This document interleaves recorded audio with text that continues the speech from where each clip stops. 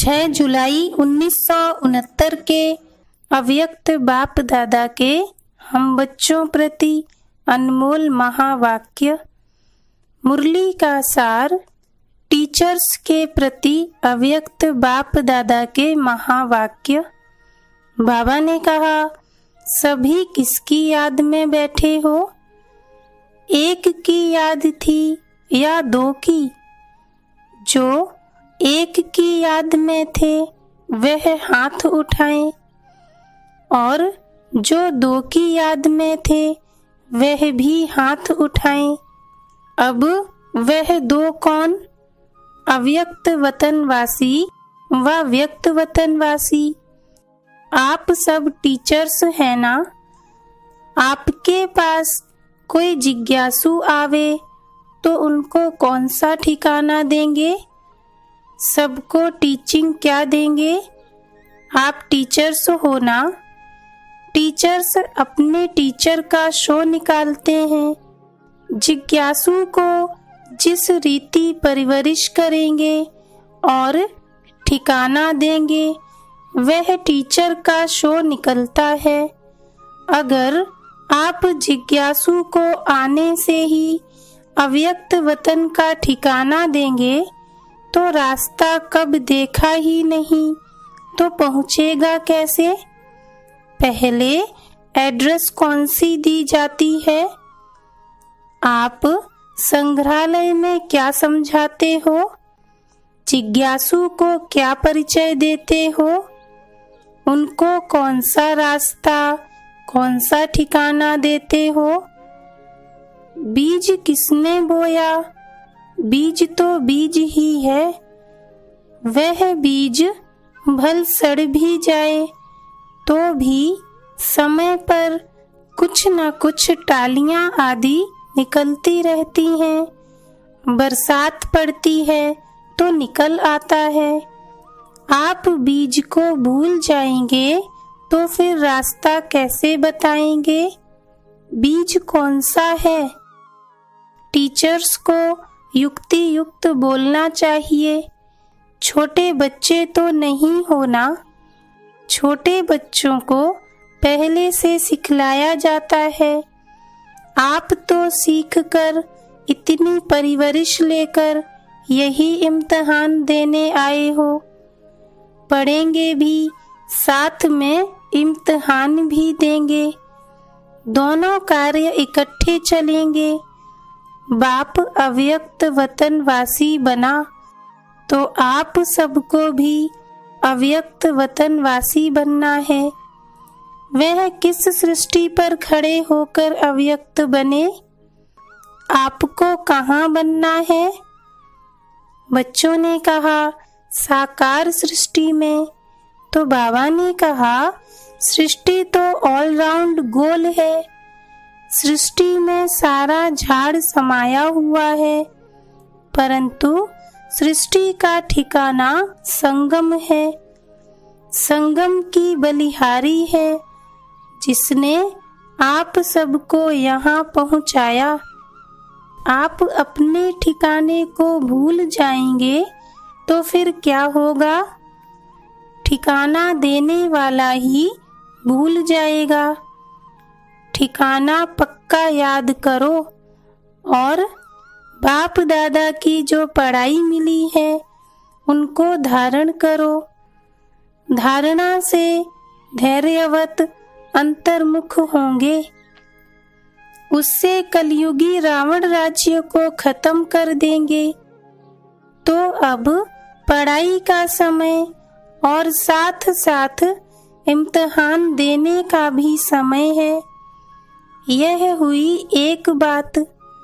दूसरी बात जरा ध्यान में रखो, इतना समय जो बाप दादा की गोद में पले और उसमें जो भी कुछ कर्तव्य किया, ऐसे भी हैं कोई कोई ने लज्जा के मारे बाप दादा से छिपाया है। ऐसे नहीं, बाप को पहचान कर सब बाप के आगे रखा है। नहीं, जो समझते हैं ऐसी भी भूल हुई है। जैसे कोई अपने दिल से भूल नहीं करते हैं, परंतु अलबेलाई से हो जाती है, तो यह सबको लिखना है। बाप दादा से जिन्होंने बात की है उन्हों को भी लिखनी है सारी जन्म पत्री। यह अंत का समय है ना, 84 का हिसाब किताब यहाँ ही चुकतू होता है।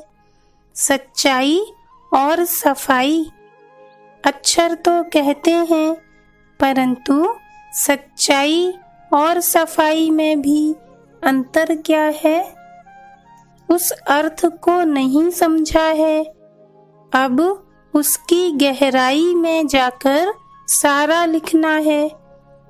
बाबा ने कहा, अव्यक्त वतन से बाप दादा बच्चों की सर्विस करने और साफ बनाने लिए आए हैं। बाप सेवा करते हैं। आप सब बच्चों का शुरू से लेकर अंत तक बाप सेवक है, सेवा करने लिए सदैव तैयार हैं।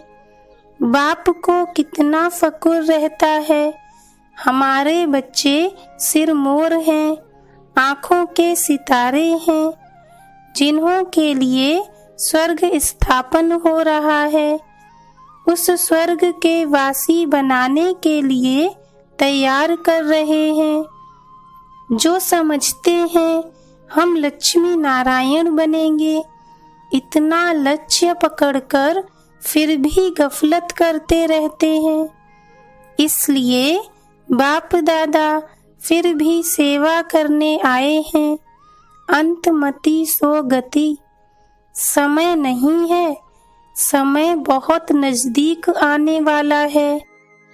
आप शेरनी शक्तियों को भुजाएं तैयार करनी है, तब तो दुश्मन से लड़ सकेंगे।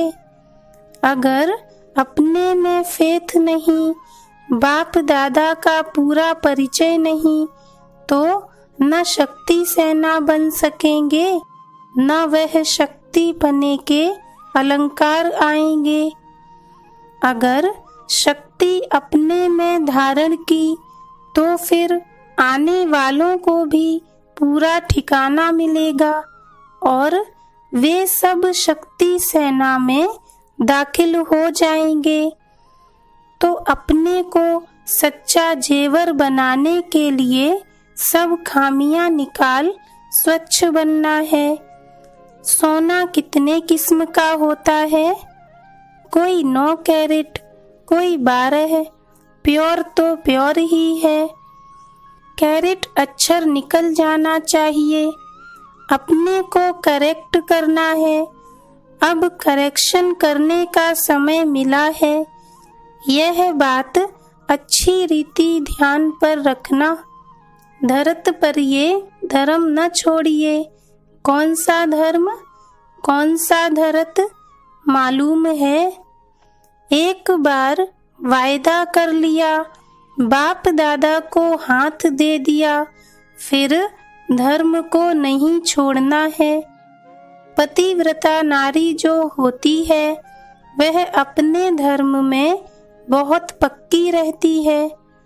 आप सच्ची सच्ची सीता, सच्ची लक्ष्मी हो, जो महालक्ष्मी बनने वाली हो। अपने लक्ष्य से अगर उतर गए हो, तो फिर जंप मार लक्ष्य पर बैठ जाओ। बाप दादा आप बच्चों की सेवा करने के लिए सेवक बनकर शिक्षा दे रहे हैं। फरमान नहीं करते हैं, परंतु शिक्षा देते हैं, क्योंकि बाप टीचर भी हैं, सतगुरु भी हैं। अगर बच्चों को फरमान करें और न माने तो वह भी अच्छा नहीं, इसलिए शिक्षा देते हैं। बाबा ने कहा, आज फाउंडेशन पड़ता है।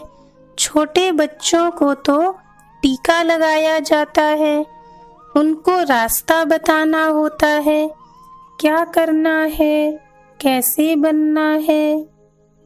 आप सबको रास्ता तो मिल ही गया है, आप औरों को रास्ता बताने के निमित्त बने हो। अगर उस रास्ते में कोई गड़बड़ है, अगर मगर है, तो वह निकालनी है। अब भी नहीं निकलेगी तो आगे के लिए जो शक्तियों को बल मिला है वह खलास समझो। ऐसा बाप दादा को कहाँ कहाँ दिखाई दे रहा है। इसलिए संगठन में सबके दिलों को एक दिल बनाने, पूरा रास्ता बताने लिए आपको बुलाया है। आप सबको खुशी होगी। छोटे छोटे बच्चों को कहाँ फंक्शन आदि पर ले जाना होता है तो बहुत खुशी होती है ना। वहाँ जाएंगे, नया कपड़ा पहनेंगे। आप सबको नया कपड़ा, श्रृंगार आदि कौन सा करना है। एक तरफ सेवक भी बनना है। सेवक अर्थात पतित आत्माओं का उद्धार करना। उस सेवा को कायम रखो। आप सबको आने वाली आत्माओं का कैसे उद्धार करना है, कैसे विघ्नों को हटाना है। तीर में जौहर भरा हुआ होगा तो एक ही बार में पूरा तीर लग जाएगा। उस आत्मा का भी उद्धार हो जाएगा।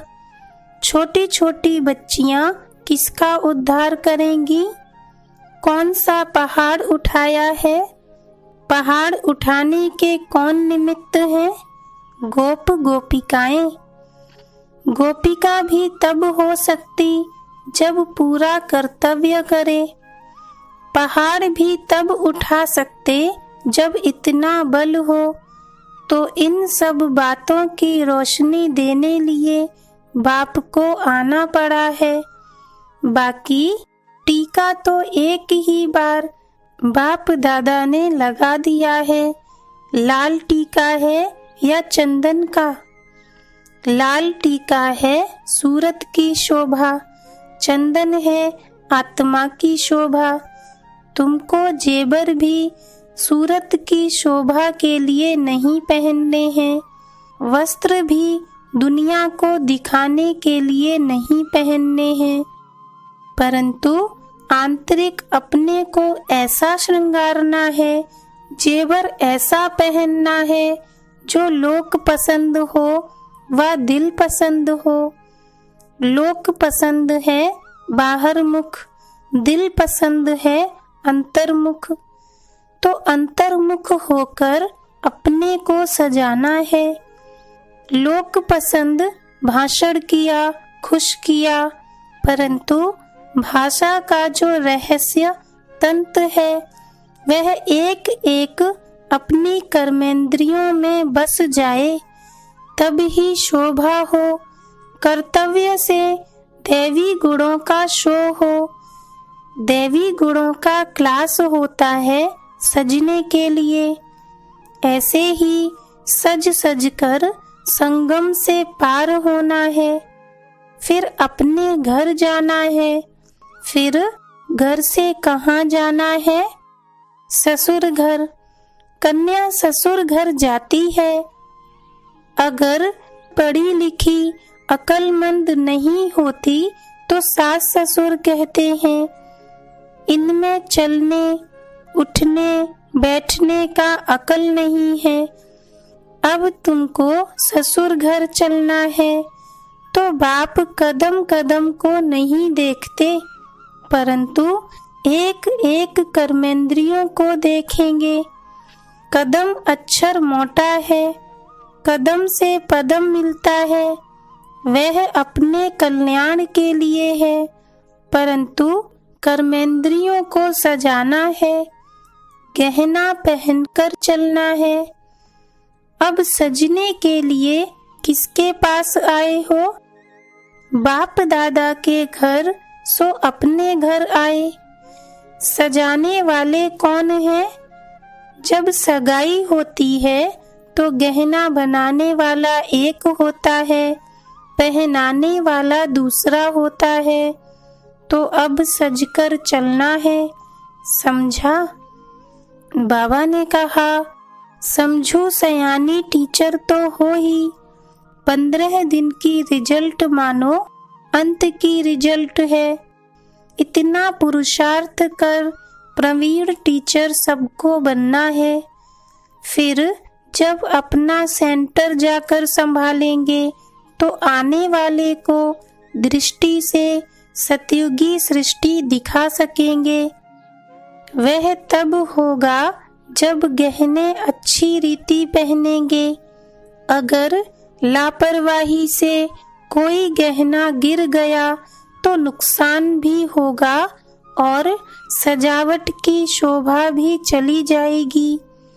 इसलिए न शोभा को हटाना है, न गहनों को उतारना है। बड़ी बात नहीं है, छोटी समझेंगे तो सहज समझ आएगी। अगर कहेंगे बहुत बड़ा ऊंचा ज्ञान है तो कोई नहीं आएगा। कहेंगे 7 दिन में जीवन मुक्ति की प्राप्ति होती है तो लॉटरी लेने सब आएंगे। लॉटरी सब डाल देते हैं, फिर लॉटरी में किसको कुछ मिल जाता है तो नसीब मानते हैं। चांस है, देखें नसीब किसका लगता है, किसको बड़ी लॉटरी मिलती है, किसको छोटी। पेपर लास्ट में होगा, 3 नंबर निकलेंगे। जितना जो पुरुषार्थ करेंगे उतना नंबर निकलेगा। नसीब तो बनाना खुद के हाथ में है। तो अब इंतजार में नहीं रहना, इंतजाम करते रहना। अच्छा? बाबा ने कहा, बहुत कुछ खजाना मिला, अब उसको अपने पास जमा करो और गऊ मिसल उगारना है। आप सब गायें भी हो, गोपियां भी हो, पहाड़ को कैसे उठाना है, गऊ बन कैसे उगारना है, यह कर्तव्य इस भट्टी में करना है। बहु रूप धारण कर बहु कर्तव्य बजाना है। भट्टी के अंदर सब अनुभव करना है। जितना पुरुषार्थ करेंगे उतनी रिजल्ट निकलेगी।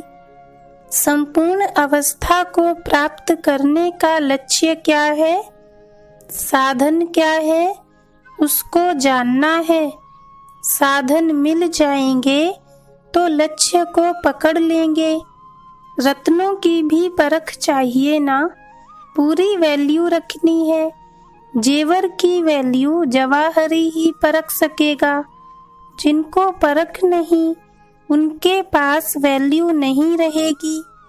परख तब होगी जब जेवर पर पॉलिश हो, चमक हो, तब वैल्यू भी होगी और पहचानने वाले पहचान लेंगे। चमकदार नहीं होगा तो खरीद कौन करेंगे? समझेंगे पता नहीं सच्चा है व झूठा जेवर है। पैसा भी देवें, जेवर भी काम का ना हो, इससे क्या फायदा? तो आप सबकी पूरी सजावट हो जाएगी तो खरीदार भी निकलेंगे और आप वतनवासी बनते जाएंगे। अच्छा, ओम शांति।